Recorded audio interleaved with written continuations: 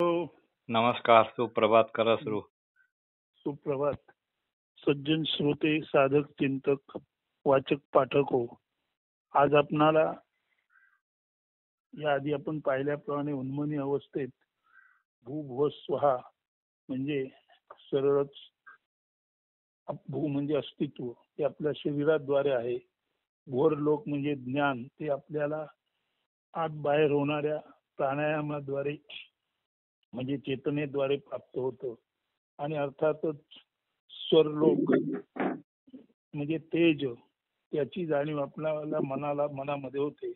म्हणजे भूलोकाची जाणीव संपूर्ण अस्तित्वामध्ये शरीरामध्ये, भोर लोकाची जाणीव म्हणजे ज्ञानाची जाणीव प्राणाच्या आवागमनाबरोबर होते.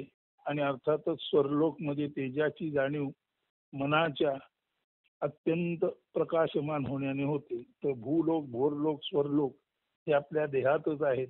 हे सर्वसाधारणपणे आपणाला देहामध्ये म्हणजे देहावस्थेत म्हणजे आपलं मन असताना म्हणजे मनी अवस्थेत होऊ शकतात. परंतु जेव्हा मनाचं उन्मन होतं तेव्हा महरलोक म्हणजे विज्ञान, जनलोक म्हणजे सनत कुमारांचा लोक जिथे केवळ आनंद आहे, तपलोक म्हणजे तपस्वी लोक जिथे केवळ आणि केवळ शून्य भावामध्ये तपस्वी विदेहीपणे तपश्चर्या करत आहेत तो लोक, आणि सत्यलोक म्हणजे जिथे फक्त आणि फक्त परम आकाश परम पोकळी आहे आणि जिथे न दिसणाऱ्या चैतन्याचे वर खाली स्पंद उमटत आहेत. तेव्हा मनी अवस्थेत भूलोक, भोरलोक, स्वरलोक म्हणजे शरीर प्राण मनाद्वारे अनुक्रमे अस्तित्व, ज्ञान आणि तेजाचं आपणाला आकलन होतं. आणि जेव्हा मन उन्मन होतं तेव्हा अर्थातच महरलोक त्यातील विज्ञान म्हणजे सूर्य व नक्षत्र यांच्या संबंधातील ज्ञान, जनलोक जिथे ब्रह्मलोकाचा मानसपुत्र सनत कुमार राहतात त्या जनलोकातील आनंदाची जाणीव, तपलोक म्हणजे जिथे विदेहीपणे संत महंत तप करीत आहेत त्या तपाद्वारे त्यांनी जे प्रक्षेप केलेले असतात त्याची जाणीव तपोलोकात होते. आणि सत्य लोकामध्ये जे परम आकाश आहे तिथे केवळ आणि केवळ मोकळी आहे, मुक्ती आहे, पोकळी आहे आणि न दिसणाऱ्या परंतु असलेल्या शुद्ध चैतन्याचे स्पंद तिथे वर खाली होत आहेत. तो सत्य लोक तिथपर्यंत आपल्याला जाता येते. तर हा जो उन्मनी प्रवास आहे त्या उन्मनी प्रवासाचं जे वर्णन मेघवृष्टीमध्ये आलेलं आहे, मेघवृष्टी वर्षावे म्हणून, ते तुम्हाला थोडक्यात वाचून दाखवतो. आणि हा उन्मनी प्रवास आणि उर्वरित मनी प्रवास यातील फरक नंतर स्पष्ट करतो. आज आपल्याला जमेल तेवढं पाहू, उर्वरित जे असेल ते उद्या आपण घेऊ अर्थातच. तर मेघवृष्टी वर्षावे, मेघवृष्टीच्या पान 3 पासून पुढे साधारण 11-13 पर्यंत हे वर्णन आहे. आणि त्यातील महत्वाचा भाग वाचून दाखवला की तुमच्या लक्षात येईल हे काय आहे ते. आता हा जो उन्मनी झालेला आहे त्याचा प्रवास त्या वेळेला म्हणजे जवळजवळ 2003 साली किंवा 11/5/2000 दरम्यान, 11/5/2000 म्हणजे आजपासून 22 वर्षाच्या पाठी उन्मनी अवस्थेत या माणसाचा जो प्रवास झाला तो प्रवास आता ऐका. आणि हा उन्मनी प्रवास असा आहे, तो वर वर जात होता. पाहता पाहता त्याने अनेकानेक दालने ओलांडली. विशेष म्हणजे पुष्पे, वेली, वृक्ष, फळे, पशु, पक्षी याचे यावत जड चेतन यांना ओलांडून वर जाता जाता त्या त्या जाती, प्रजाती, वस्तू किंवा पशुपक्षी यांचे केंद्रीय तत्व म्हणजे त्यांच्या आत असलेले मूल तत्व त्याच्यासह वर जात होते. म्हणजे त्याच्या वर उठण्याबरोबर पाण्याचे जलतत्व, पृथ्वीचे पृथ्वी किंवा मृत तत्व, फुलांचे गंध तत्व, वायूचे लहर तत्व किंवा तरल विरल असणे असं जे तत्व आहे वायूचं ते, चंद्र सूर्याचे तेज तत्व त्याच्यासह ऊर्ध्वगामी झाले होते. त्याच्या वर जाण्याबरोबर त्याने ओलांडलेले सारे त्यांचे तत्व त्याच्या सहित वर गेल्या कारणाने निस्तेज सावलीसारखे अंधुक धूसर अस्पष्ट झाले होते. तो वर जात होता आणि त्याच्या सहित सर्व यच्च्यावत वस्तुमात्रांचे तत्व वर जात होते. त्यामुळे वरून खाली पाहिले गेले असते तर ऊर्ध्वगामी असलेल्या त्याला खालचं सर्व शववत म्हणजे निष्प्राण भासत होतं. कारण त्याच्यावर सर्वच तत्वे त्याच्याबरोबर अधिक अधिक उत्क्रांत होत वर जात होती. मानवाचे मानव्यही त्याच्या सहितवर उठल्याने पाठी केवळ मानवाकृती उरल्या होत्या. चित्रासारखे होते सारे मागे उरलेले. एक अथांग पोखळीत सारे विश्व तरंगत होते. घनगंभीर दाट श्रावणाच्या काजळ रात्री एकट्या दुकट्या काजव्याने चमकावे तसे विश्व त्याच्या पाठी अथांग पोखळीत एकलेपणे अगदी बिंदुवत चमचमत होते. त्याचा प्रवास चालूच होता. त्याने चंद्र सूर्य कधीच ओलांडले होते. चांदण्याच्या महापुरातून तो वरवर जात होता. त्याच्या अंगाखांद्यावरून चांदण्या घरंगळत पाठी खाली जात होत्या. नक्षत्रांच्या अगणित सरींच्या सरी त्याच्यावर वर्षत होत्या. तो मात्र सगळीकडे सहज अलक्षतेने पाहत पाहत वरवर वेगाने जात होता. त्या वेगाची गणना केवळ अशक्य होती. कोणत्याही शास्त्रीय साधनाने ती गती मोजणे असंभवनीय होते. त्याच्या ऊर्ध्वगामी गतीचा वेग केवळ अनाकलनीय अवर्णनीय असाच होता. ती गती अमेय असीम आणि कालातीत होती. येथे लक्षात घ्या, तो वरवर जात होता म्हणजे उन्मनी भावावस्थेत त्याच्यातील आत्मतत्व वरवर जात होतं. त्याच्यातील ससंवेद्यता वरवर जात होती आणि तीच ससंवेद्यता वरवर जाताना ती उत्क्रांत होताना त्याला वरच्या दर्जाचे ज्ञान देत होती. तो बसल्या जागीच किंवा जिथे होता तिथेच होता, परंतु त्याच्यातील संवेद्यता त्याला उन्मनी करून त्याचं मन नष्ट करून त्याच्यातील सुसंवेद्यता बाहेर अति अति अति उत्क्रांत अवस्थेत जात होती आणि त्या उत्क्रांत अवस्थेचं ज्ञान तो जिथे होता तिथेच त्याला मिळत होतं.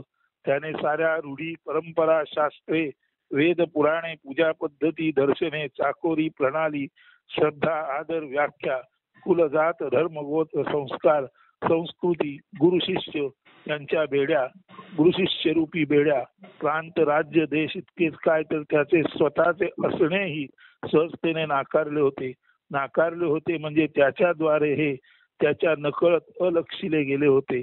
त्याने त्याच्या स्वअस्तित्वासह त्याच्या मीत्वासह सारे अलक्षिल्याने ते सारे जागच्या जागी राहूनही म्हणजे शरीराच्या पातळीला तो जागच्या जागी राहूनही तो त्या साऱ्यातून बाहेर पडला आणि त्याचा जो सारांश आहे त्याचं जे अंतरंग सार आहे ते साऱ्यातून बाहेर पडले.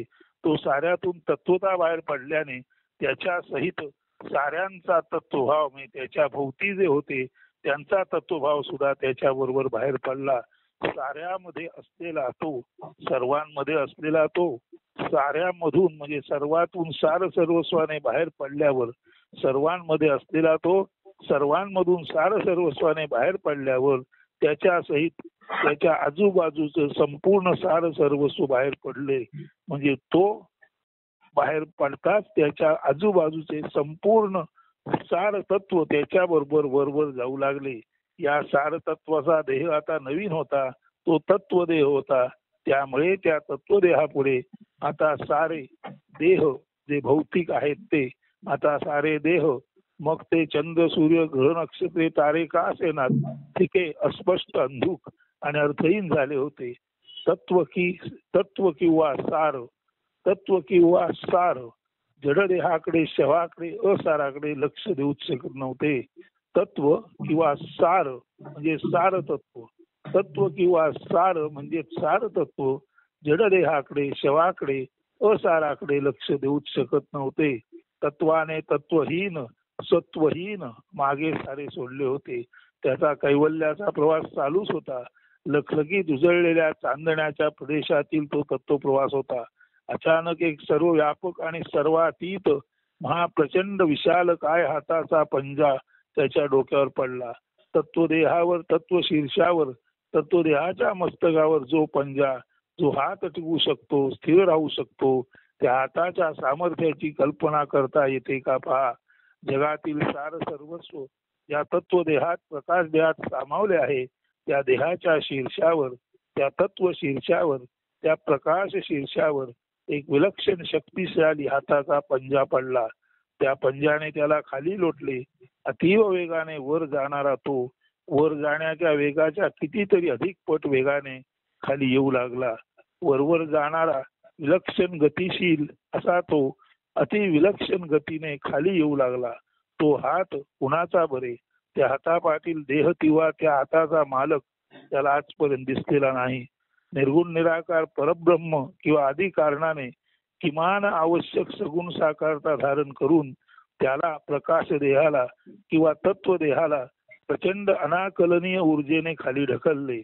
नाही, सध्या नाही, अजून वर येण्यास वेळ आहे, काही कार्य शिल्लक आहे, ते पूर्णत्वास ने आणि वर ये, असा तो संदेश असावा. आधी कारणाचीच आज्ञा ती, त्याला ती मानण्याशिवाय पर्यायच नव्हता. सर्व नाकारून सर्वातीत ते झेपावणारा तो आधी कारणाच्या आज्ञेने पाठी फिरला. मात्र अद्याप तो पृथ्वीवर आलेला नाही. त्याचे पाय प्रकाश पावलाने आकाशात भ्रमंती करीत आहेत. त्या आधी कारणानेच विलक्षण अतर्क अनुभव क्षमतांची जाणीव त्याला करून दिली आहे. त्याच्या अंतरंगात करुणा प्रवाह झुळझुळत आहे. त्या रस माधुर्य युक्त करुणामय सरस्वतीने सरस्वतीने आपला वरद हस्त त्याच्यावर ठेवला आहे. तिथून पुढे काय झाले पहा. त्याच्या उन्मार्गी प्रकाश प्रवासात त्याला संत महंतांनी दर्शन दिले. सर्व त्यागी अशा त्याला संत तुकाराम, जे कृष्णमूर्ती, ज्ञानेश्वर, शंकर महाराज, निसरत्त महाराज, स्वामी स्वरूपानंद, येशू, मोहम्मद, महावीर, गौतम बुद्ध, रामकृष्ण परमहंस, स्वामी विवेकानंद, गोरक्षनाथ, विशुद्धानंद, गजानन महाराज, नृसिंह स्वामी, सरस्वती, आदिदेव, गणपती, महालक्ष्मी, विठ्ठल रखुमाई यांनी दर्शन दिले. प्रकाश यात्रेला प्रकाश यात्री भेटले. तो दर्शनोत्सुक नसतानाही, सगुण साकारतेच्या भ्रमापलीकडे असतानाही ते सारे त्याला भेटलेच. कदाचित आधी कारणानेच विशेष प्रयोजन म्हणून हे सारे घडवून आणले असावे. जिथे मोक्षाची इच्छा नसते तेथेच मोक्ष नांदतो. मोक्षाप्रत जाण्यापूर्वी हे सारे पाहणे, अनुभवणे आणि त्यातून मगच सर्वार्थाने बाहेर पडणे आवश्यक आहे.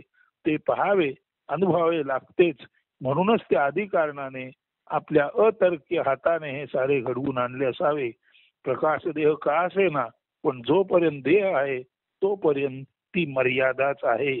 प्रकाश देह, तत्वदेह ही सुद्धा शेवटी अवस्थाच आहे. असणे किंवा नसणे यांचे जाणवणे, जाणीव किंवा नेणीव ही सरते शेवटी सगुण साकारतात आहे. निर्गुण निराकारता सदसत विवेकाच्या अतीतच असणार. अज्ञात ज्ञाताच्या पलीकडेच असते. त्याची अज्ञातातील झेप म्हणूनच अज्ञाताने काही काळ थांबवून धरली. अज्ञाताने त्याला आश्वस्त केले, बाबा रे, तुझी ही अंतिम सगुण साकारता देहाधीनता आहे. यानंतर निश्चितच तू अनादि अनंतत्व यानंतर निश्चितच तू अनादि अनंतत्वाने अज्ञात असणार आहेस. तत्पूर्वी सर्व जीवनाचे नीट दर्शन घे. तुझ्यासारख्याच अन्य प्रकाशातीना भेट. ते काय म्हणतात पहा. त्यांच्या सान्निध्यात राहा. कैवल्याचा देह पातळीवर शक्यतो अनुभव घे. त्यानंतर तूच कैवल्य असणार आहेस. तू साऱ्या अनुभवांच्या अतीत असणार आहेस. मग तुझ्या अनुभवाची ओढ अन्य प्रकाशातीना लागणार आहे. अज्ञाताचा आशीर्वाद विलक्षणच असतो. त्याची प्रकाश यात्री तुकोबांची भेट झाली. प्रकाश प्रकाशाला भेटला. काय संवाद झाला त्यांच्यात. तुकोबा त्याला म्हणाले, तू का नससी तुका मानवा, तू का नससी तुका, जरी राहसी शब्द खंडुनी, चिंतनामध्ये तू मुका, तरी तू वससी तुका मानवा, तू का नससी तुका. संकल्पाचा नाश साधुनी संन्यासी तू मुका, तरी तू वससी तुका मानवा, तू का नससी तुका. अनन्य भावे देव पाहता, देव होऊनी तू मुका, तरी तू अससी तुका मानवा, तू का नससी तुका. देहाकारे देहचे अससी, तत्वाकारे तू मुका, तरी तू अससी तुका मानवा, तू का नससी तुका. द्वैता द्वैती मधु चाखता, शून्यत्वाने तू मुका, तरी तू अससी तुका मानवा, तू का नससी तुका. तुकोबाने आशीर्वादित झालेला तो फिरता फिरता त्याला साधू संतांची मांदी आळी भेटल्याने अधिकच आनंद विभोर झाला. अनेक संत महंत त्याला एकाच वेळी अगदी एकत्रित भेटले. तो आनंद सोहळा तर अत्याधिक विलक्षण आहे. आनंद सरोवरात आनंदाचे असंख्य तरंग एकाच वेळी उमटले. त्या आनंद लहरी सतत अव्याहत उमटतच आहेत. त्या करुणेला पारावार नाही. संत कृपा ही खरोखरच अगाध असते. आणि ही संत कृपा अवचित आले माझ्या दारी, संत वार करी मजोरी संत कृपा झाली. त्या काव्याद्वारे आपणापर्यंत या आधीही बऱ्याच वेळा पोचले आहे. तेच ते संत कृपेचे आनंद लहरी देणारे आणि आनंदाचा अनुभव देणारे तरंग आजही त्याच्या हृदय मन देह आणि बुद्धीमध्ये सतत असतात. तर अशी ही संत कृपा याआधी आपण अनेक वेळा काव्य ऐकलेलं आहे, त्यामुळे इथे हे काव्य पुन्हा वाचत नाही. तर अशी ही संत कृपा थोर प्रकाशास्ती त्याला भेटले. मात्र सगुण साकारता म्हणजे अंतिम टप्पा नव्हे, गंतव्य तर निर्गुण निराकारताच आहे. निर्गुणात अद्वैतात एकलत्वातच माऊली म्हणजे परमसत्य आहे. तेच सत्याचे परमधाम आहे. म्हणून निर्गुण निराकार अव्यक्त हेच परमसत्याचे परमधाम आहे. आणि या परमसत्याचा निर्गुण निराकार केवळ असणेपणालाच माऊली म्हणजे माता असे म्हणतात. तो सत्यधामात जाण्यापूर्वी त्या सत्यानेच आदी कारणानेच त्याला परिपूर्ण परमपुरुष आदी कारण बनण्यापूर्वी सर्व आनंद लहरी याचसाठी अनुभवण्यास लावल्या. कारण जीवनाचे परिपूर्ण दर्शन झाल्याखेरीज ज्ञात सर्वस्वाने सर्वस्वी पाहिल्याखेरीज अज्ञातात जाताच येणार नाही. यदा कदाचित अज्ञातात झेप आधी शक्य झाली तरी त्याला अज्ञात म्हणून ओळखणार कसे आणि कोण? तेथे तर अणुमात्रही लेश मात्रही व्यक्तिभाव शरीरभाव नसतो. म्हणूनच पाहणे शक्य आहे. म्हणूनच पाहणे शक्य आहे केवळ ज्ञातच. अज्ञात पाहता येत नाही. मात्र अज्ञात असणे शक्य आहे. मात्र जो अज्ञात आहे त्याला आपली ओळख कधी असूच शकत नाही. तेथे साऱ्या क्षमता विलीन होऊन अज्ञात हीच सर्व श्रेष्ठ क्षमता सिद्धत्वाने असते. तेच तर साऱ्यांचे अधिकारण. तेथे स्थलकालयांचा विलय असतो. कार्यकारण संबंध अस्तित्वातच नसतो. हे तरी सारे कोण सांगत आहे? हा उद्गार कुणाचा आहे? अज्ञाताचाच हा अज्ञात हुंकार आहे, जो पूर्वी कधी काळी उद्भूत झाला असला तरी त्याची ओळख ज्ञातापार असलेल्याला असू शकते. ज्ञाताचीच ओळख शक्य आहे. ती ओळख परिपूर्ण होण्यासाठीच त्याला अज्ञाताने खाली ढकलले. आता सर्व ज्ञात जाणून तो जाणीव नेणीव रहिततेने अज्ञातात जाऊन येऊन असतो. फिरायला बाहेर जावे आणि घरात परत यावे तसा त्याचा आता प्रवास आहे. द्वैतातून अद्वैतात आणि फिरून अत्यावश्यक व्यवहारापुरताच द्वैतात. त्या आदी कारणाने त्याच्या डोक्यावर हात ठेवून त्याला ढकलले खरे, पण तो वेगळ्या अर्थाने आशीर्वादच आहे. निर्गुण निराकार परब्रह्माची कृपा आहे ही. त्याला असेच एकदा दत्त दिगंबर शंकर आणि विष्णू प्रकाश रूपाने भेटले. त्याने निर्गुण निराकाराचे ज्ञान प्रवाहित केले. सदाशिव शंकर म्हणाले, कुठे शोधिसी देव सदाशिव, जरी अंतरी राहे तू, जरी टाकीसी शिवा शिव तू, तरी सदाशिव पाहे तू. अरे देव सदाशिव कुठे शोधतोस? जर हृदयातील शिवा शिव, शिव आणि अशिव ही भेदाभेदाची भावना तू टाकलीस आणि हृदयामध्ये तू संपूर्ण साम्य म्हणून स्वतःला पाहू शकलास तर तुझ्यातील साम्य हाच तो देव सदाशिव आहे. अर्थ सुस्पष्ट आहे. सर्व द्वैत भेदाभेद यांच्या पलीकडे सोवळे ओवळे शिव अशिव यांच्या कक्षेबाहेर तो परम पावन सदाशिव आहे. शुभंकर शंकर आहे आणि तो तुझ्याच हृदयात आहे. दत्त दिगंबर म्हणाले, ब्रह्म वाकळ लेवनी नटला, देव दिगंबर म्हणती त्या, जरी मोकलिसी संसारा तू, तरी दिगंबर पाहसी तू. अर्थात या ब्रह्मरूपी घोंगडीला परिधान करून दत्त दिगंबर अवधूत परब्रह्म वसत असतो. जर संसार म्हणजे ज्ञात नीट अनुभवून तिकडे सहज लक्ष साधलेस आणि संसार रूपी वस्त्र टाकलेस तर निश्चितच तू दिशा पांघरलेला दत्त स्वतः आहेस हे तुला पाहता येईल. तो हरी विष्णू त्याला काय म्हणाला पहा, जीवाच्या आकांते हरी ओळखीला, जीवाच्या आकांते हरी ओ खेळला, जीव हरखता हरी ओळखीला, जीव हरपता हरी ओ खेळला. अरे बाबा, जेव्हा तू जीवाचा आकांत तळमळ याने ओतप्रोत काठोकाठ अंतःकरणात भरून गेलास, भरून जाऊन उतू जाऊ लागलास, तेव्हाच मला म्हणजे हरीला विष्णूला जाणू शकलास. पुढे त्या क्रीडेद्वारे तुला दर्शन मी देऊ शकलो, कारण तू जीवाच्या आकांताने खऱ्या अर्थाने उन्मनी भावातच तू मला पाहू लागलास. जेव्हा परमानंदाने तू भरून गेलास, हरखून आनंद विभोर झालास, तेव्हाच तू मला जाणलेस. जेव्हा तू मित्वाने जीवत्वाने नष्ट झालास, तेव्हाच हरीची क्रीडा परमोच्च चरमसीमेला पोचली. म्हणून जीव गेला तेव्हाच तो शिवरूप झाला. जेव्हा मी गेला तेव्हाच हरी तिथे आला, जेव्हा मी माझे पण जाते तेव्हाच तू तुझे पण, म्हणजे सर्वोच्च निर्गुण निराकाराचे अनंत केवळ असणे पण जन्माला येते. सदाशिव दत्त विष्णू या साऱ्याने निर्गुण निराकाराचाच बोध दिला. शेवटी सारे संत देव हेही त्याच्यासारखेच प्रकाशाची आहेत. ते तत्वरूपाने प्रकाश रूपाने भ्रमंतीत आहेत. त्या अर्थी हे सारे त्याच्यासारखेच लेश मात्र का होईना तत्वरूपाने का होईना अतिसूक्ष्म देहात आजही आहेत. आणि वरचेवर कोणाही उन्मनी झालेल्याला ते अधेमध्ये भेटू शकतात. त्या साऱ्या प्रवासात एकदा तर कमाल झाली. परब्रह्मानेच ब्रह्मोपदेश केला त्याला. तो उपदेश पुढील प्रमाणे: शांत नभांगणी लखलख करती, चंद्र सूर्य तारे दाटले तेज ब्रह्म अवघे, निरव अंतरी अविचल सलिली, शब्द कमल फुटले दाटले शब्द ब्रह्म अवघे, परिमल शब्दे सुगंध बसरे, शब्द तेज सारे दाटले गंध ब्रह्म अवघे, तारे निमता शब्द आटता, शून्य होई सारे दाटले शून्य ब्रह्म अवघे, शून्य ब्रह्मता अवघी सत्ता, आदि मध्यंती जाणीसी, हे तू तव चित्ती, ऐसे जाणून होसी नेणता, जरी तू तव चित्ती तरी तू सर्व ब्रह्म अससी.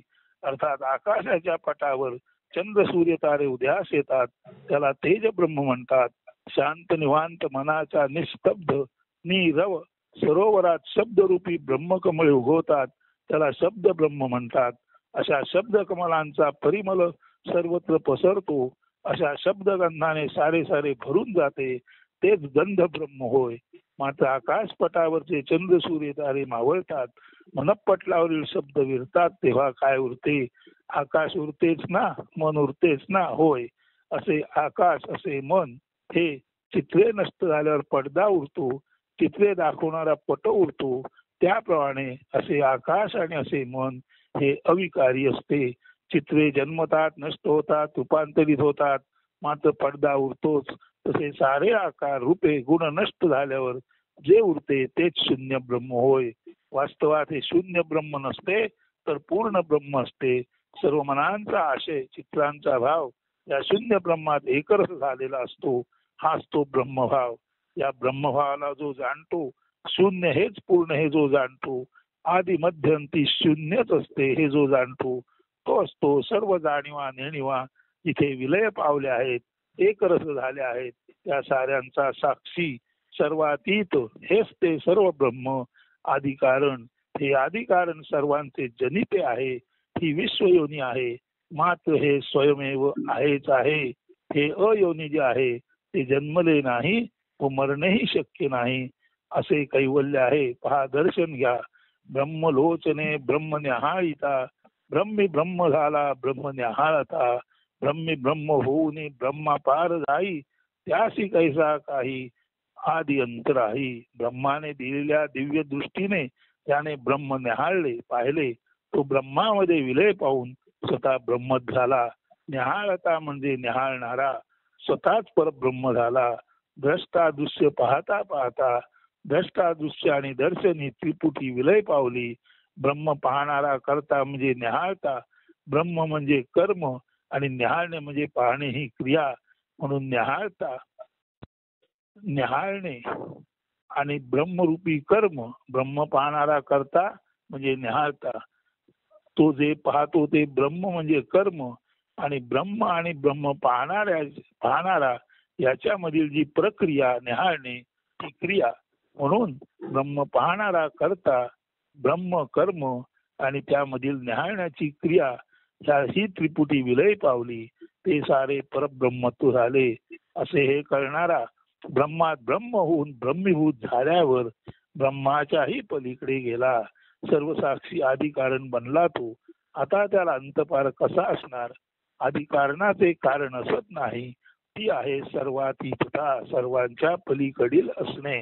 काल आणि अंतर तेथे नाही, कार्यकारण भाव तेथे नाही. ते आहे केवळ असणे, कैवल्य. हे आहे अवकाश, जिथे सारे द्वैत, सारे अस्तित्व प्रवाही करुणे तेजात रूपांतरित झाले आहे. ज्या अवकाशात बिंदू नाहीत, रूपे नाहीत, गुण नाहीत, भाव नाही, फक्त आहे अवकाश, मोकळीक, मुक्ती. वर जाणाऱ्या त्याला ज्याने खाली ढकलले त्यानेच त्याला आता सर्व विश्वाच्या परिघावर चराचराच्या मर्यादेवर नेऊन विश्वमनात स्थिर केले आहे, ध्रुव केले आहे. आणि हे सारे पाहणारा विश्वमनाच्या बाहेर आहे. आदी कारण आहे ते म्हणजे तो जो वरवर जात होता त्याला विश्वमन म्हणून त्याला विश्वमनाच्या बाहेर जे आदी कारण आहे त्याने स्थिर केलेले आहे. आता तो विश्वमन म्हणून कैवल्याचा प्रसाद करुणांची वृष्टी करण्यासाठी द्वैतात नाममात्र असतो. तो साऱ्यांवर परिघावरून मेघवृष्टीसारखा प्रेममय वर्षत असतो. अखंड अभेद मेघवृष्टी आहे ही. त्या मेघवृष्टीत जो चिंब चिंब भिजू शकला तो धन्य होय. चमचमत्या निळ्या चांदण्यांची आहे ही मेघवृष्टी. काय आपणाला या चिंब चिंब बेधुंद चातकासारखे न्हाता येईल का? पहा जमते का ते. तर 11/5/2002 हे उन्मनी भावावस्थेचं वर्णन आहे. तो वर गेला त्या ब्रह्माने त्याला सांगितलं तुझं स्थान निश्चितच तिथे आहे, परंतु यावत काळ हा तुझा देह आहे त्यावत काळ तुला मी आता विश्वमन कॉस्मिक माइंड म्हणून प्रस्थापित करीत आहे. आणि विश्वमन म्हणून तू सर्व विश्वातील सर्वांसाठी आपला कारुण्याचा मांगल्याचा प्रेमाचा आशीर्वाद करत राहा. तुझा देह पडला की तू विश्वमन सोडून खऱ्या अर्थाने परिपूर्ण ब्रह्म म्हणून इथे येऊन राहणार आहेस. तर हा जो प्रवास आहे तो मनाचं उन्मन झाल्यानंतर शक्य आहे. आणि या उन्मनी प्रवासातच भूभुवस्वहा या पलीकडील महाजना तपा सत्यम आनंदाचा लोक जो आहे ब्रह्मदेवाच्या मानसपुत्रांचा तो लोक जिथे परमसत्य आहे तो ब्रह्मलोक. जिथे तपस्वी आता तपस्वी म्हणजे आपले ऋषी मुनी संत प्रकाशातली जिथे आज सुद्धा तपधारण केल्यासारखे प्रकाश देह म्हणून आहेत तो लोक. तर असे खऱ्या अर्थाने आपल्याला भूभुवस्वहा या आपल्या शरीरातील 3 लोकांच्या वर जर आपल्या मनाचे उन्नयन झाले, आपण जर उन्मनी होऊ शकलो तर महाजना तपा सत्यम यावरील 4ही लोकांचा बोध शोध आणि त्यातील खरेखुरे अस्सल असणेपणाचे ज्ञान जे ब्रह्मामध्ये आहे ते आपणाला प्राप्त होऊ शकते. आता हा प्रवास मनी आहे का उन्मनी आहे? तर भूभुवस्वहा इथपर्यंत मन आहे आणि त्याच्या पुढच्या प्रवासासाठी मनाचे उन्मन झाल्यानंतर महाजना तपा सत्यम याचे आपणाला दाखले मिळतात. आता गंमत आहे, मन असलेला तो मनी प्रवास आणि मन विरहित असलेला तो उन्मनी प्रवास. आता हा प्रवास घडवून कोण आणतो? तर आपल्या जी सुसंवेद्य आत्मशक्ती जो आत्मतत्व आहे तो किंवा तेच तत्व आपणाला हा प्रवास घडवून आणते. म्हणून वैश्वानर विश्वामध्ये नेणारा सर्वत्र फिरवणारा असा हा वैश्वानरच आपणाला हे प्रवास घडवतो. परंतु ज्या माणसामध्ये विश्व हे असत आहे भ्रम आहे याची खात्री असते तो माणूस विश्व आणि त्याचे अनुभव घ्यायला उत्सुक नसतो. त्या कारणाने डोळे उघडून पाहावे आणि कान उघडे ठेवून ऐकावं असं त्याला काहीच वाटत नाही. अशा वेळेला या ज्ञानी माणसाला परब्रह्माच्या लक्षात येते की ब्रह्म सत्य आणि जगत मिथ्या आहे त्याला कळलेलं आहे. तर अशा ज्ञानी माणसाला मिथ्या प्रवास करण्याची सक्ती तो करत नाही. उलट पक्षी त्याला उन्मनी भावामध्ये नेऊन तो त्याच्याद्वारे जे महाजना तपा सत्यम हे जे ब्रह्माचे 4 लोक आहेत त्याचं दर्शन तो त्याला देतो आणि त्याला तो पटवून देतो तुझं ज्ञान अगदी अचूक आहे. जिथे केवळ असणे आहे, जिथे गुण नाही, बिंदू नाही, भाव नाही, आकार नाही, जिथे काल नाही, मन नाही, स्थिती नाही, जिथे सर्वातीतता आहे तेच तुझं रूप आहे. हे तुझं ज्ञान बरोबर आहे. परंतु यावत काळ तुझा देह आहे त्यावत काळ तू कायमस्वरूपी उन्मनी राहून इथे येऊ शकणार नाहीस. म्हणून तुला आता या उन्मनी प्रवासात हे जे दर्शन झालेले आहे ते जरूर दर्शन घे. परत खाली जा. सध्या तू विश्वमन म्हणून सर्व विश्वातील तुझ्या 60 सवंगड्यांना सर्व मित्राला सर्व देण्याचा प्रयत्न कर. तुझी करुणा प्रेम त्यांना वाटण्याचा प्रयत्न कर. आणि हे जे मनी लोक आहेत ते आपल्या मनाने आपल्या मोह इच्छेने आकर्षणामुळे सर्वत्र प्रवास करीत आहेत. त्यांना हे विश्व मिथ्या आहे हे पटवून देऊन त्यांना उन्मनी करण्यास तू मदत कर. नंतर तू आणि तुझ्या मित्रांना ही सर्व अद्भुत दर्शने परमात्म्याच्या कृपेने ब्रह्मकृपेने होणारच होणार आहे. तर मनी असा किंवा उन्मनी असा जे लोक मनावर आहेत त्यांनाही बाहेर फिरायला नेऊन वेगवेगळे अनुभव देणारा जो आहे तो त्यांच्यामधील अर्थातच जो आहे तो वैश्वानरच आहे. जे लोक हे विश्व सत्य समजतात त्याला विश्वामध्ये फिरवणारा जो वैश्वानर आहे तोच वैश्वानर. हे विश्व असत्य समजतात त्यांना विश्वाच्या बाहेर ब्रह्मामध्ये नेतो. म्हणून मनी प्रवास हा मनाद्वारे माया इच्छा मोह आकर्षण याद्वारे सर्व गोष्टी पाहाव्यात असं वाटणाऱ्या लोकांचा मनी प्रवास आणि जगत मिथ्या समजून त्या पलीकडे जे काय आहे हे जाणावं असा पाहणाऱ्यांचा प्रवास. मनी किंवा अमनी अशा माणसातील वैश्वानर ते सर्वत्र नेणारा असा वैश्वानर आत्माच करत असतो. फक्त फरक असा आहे की उन्मनी अवस्थेतला माणूस जाग्यावर बसूनच सर्व ब्रह्माचा अनुभव घेतो. कारण त्यासाठी प्रवासाची गरज नसते आणि वेगवेगळ्या ठिकाणांना भेट देताना इथून तिथे जावं लागतं. तेव्हा सुद्धा इथून तिथून जाण्याची प्रेरणा आत्माच त्यांना देतो. आत्म्याचा विशेष आहे त्याला जो ज्या ज्या भावाने बसतो त्या त्या भावाने तो त्यांच्यावर प्रेम करतो. जर एखाद्याला वाटले आपण जग फिरावं आणि जगाचा अनुभव यावा तर त्याच्या आत असलेली आत्मशक्ती वैश्वानर शक्ती त्याला जगभर फिरायला मदत करते. आणि एखाद्याला जाणवलं की दिसतं हे असंच आहे हा भ्रम आहे तर या भ्रमा पलीकडील सुद्धा गोष्टी दाखवण्यासाठी त्याच्या आत असलेला वैश्वानरच मदत करतो. वैश्वानर हा आत्मा आहे. तो स्वाभाविकपणे जगत मिथ्या न समजता जगाला सत्य मानणाऱ्यांसाठी तोच वैश्वानर त्या लोकांना सर्व जगभर फिरवून अनुभव देतो. आणि जगत मिथ्या समजून जे जाग्यावरच बसतात त्यांना तोच वैश्वानर जाग्यावरूनच महाजना तपा सत्यम ह्या वरील चारी लोकांचं दर्शन देतो. तुम्ही मनी असा उन्मनी असा प्रत्येक प्रवासा मनी किंवा उन्मनी याच्या आत बसलेला जो वैश्वानर आहे तो विश्वास सर्वत्र नेणारा आहे. अशा मनी लोकांना तोच वैश्वानर मदत करतो आणि उन्मनी लोकांना तोच वैश्वानर विश्व असत्य मानणाऱ्या लोकांना तोच वैश्वानर वरच्या पातळीला महाजना तपा सत्यम या सर्व लोकांचा म्हणजे अद्वैताचा प्रवास घडवून आणतो. त्यांना कैवल्यापर्यंत नेऊन सत्यलोक ब्रह्मलोकाची तो त्यांना जाणीव ओळख करून देतो. तेव्हा आपण मनी का उन्मनी महत्वाचं नाही. आपला प्रवास आत असलेल्या आत्म्याद्वारेच घडतो. त्या आत्म्याची शरणता सर्व शरणता ज्याला जमली तो अचानक मनीचा उन्मनी होतो आणि त्याचा बाह्य प्रवास आणि आंतरिक प्रवास दोन्ही प्रवास सुफल संपूर्ण होतात. तेव्हा तुम्ही मनी असा उन्मनी असा. तुम्ही डोळ्यांना आणि दिसणाऱ्या आणि कानांना ऐकणाऱ्या गोष्टी आकर्षित व्हा किंवा दिसणार आणि जाणवणार हे सर्व असत्य समजून शांत बसा. तुम्ही असत्याला असत्य समजून शांत बसलात तरी सत्य लोकांपर्यंत तुमचा प्रवास तो वैश्वानर हे तुमच्यातला आत्माच तुम्हाला घडवून आणणारे तो सर्वांवर सारखीच कृपा करतो. आणि जगाला जरी तुम्ही सत्य समजलात तरी जगात सर्वत्र जाण्याची इच्छा सुद्धा तो वैश्वानर रूपी आत्माच तुम्हाला ती इच्छा पूर्ण करणारे सारांश आपल्या आत जे आत्मतत्व आहे आत्मतेज आहे तेच तुम्हाला मनी अथवा उन्मनी दोन्ही प्रवास घडवतं. विश्व खोटा आहे जर तुम्हाला कळलं तर परमसत्य ब्रह्मापर्यंत उन्मनी प्रवास सुद्धा तुम्हाला तेच घडवतो. मात्र आपल्या आत जो वैश्वानर आहे आत्मा आहे त्याच्याशी आपण सर्व शरण भावाने समर्पित वृत्तीने मी रहित झाले पाहिजे. अस्तु. धन्यवाद. शुभ दिन.